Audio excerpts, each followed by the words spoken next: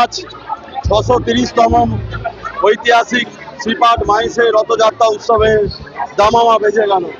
অগণিত ভক্তদের ঢল নামছে। ভোর 4:30টার সময় মঙ্গল আরতি হয়ে গেছে। তারপর থেকে অগণিত ভক্তদের ঢল নেমেছে গর্ভগৃহের ভেতরে।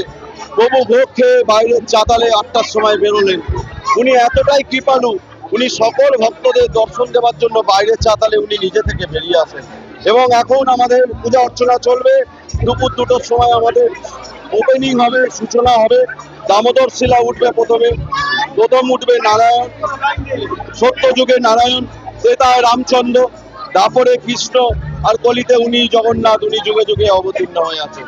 প্রথম উঠবে আমাদের নারায়ণ শিলা, তারপরে উঠবে মা সুভদ্রা, তারপরে উঠবে বলভদ্রদেব, এবং তারপরে উঠবে জগতের নাথ, জগতের পিতা, পরম পিতা জগন্নাথ।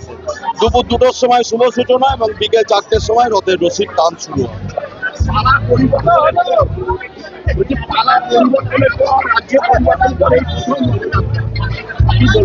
আমাদের সনাতনী সরকার এসে গেছে, আর আমাদের কোনো চিন্তা নেই।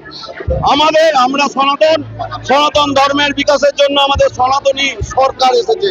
আমাদের পশ্চিমবঙ্গের মাননীয় মুখ্যমন্ত্রী শুভেন্দু অধিকারী মহাশয়কে আমি আন্তরিকভাবে ধন্যবাদ এবং কৃতজ্ঞতা জানাই মাইসের জগন্নাথ মন্দিরের সম্পাদক হিসেবে, যে তিনি আমাদেরকে 5 লক্ষ টাকা অনুদানের একটি ব্যবস্থা করে দিয়েছেন। তার জন্য আজকে আমাদের যত ভক্তরা আসছে সকলে মিলে প্রসাদ পাচ্ছেন। সকলে মিলে আসবেন, যাতে কেউ প্রসাদ না পেয়ে কেউ যাবেন না। আজকে অন্নভোগ, খিচুড়ি, অন্ন পায়ে সেই 3 নিয়ে মায়ে সকলে মিলে আজকে সকল ভক্তগণেরা আছেন, এসে ওনারা প্রসাদ পাচ্ছেন আজকে। আমি পিয়াল কৃষ্ণ অধিকারী, সম্পাদক, মাইস জগন্নাথ।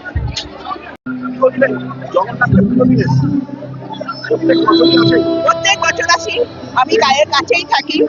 আমরা জয় জগন্নাথ ছাড়া কিছুই জানি না। জয় জগন্নাথ।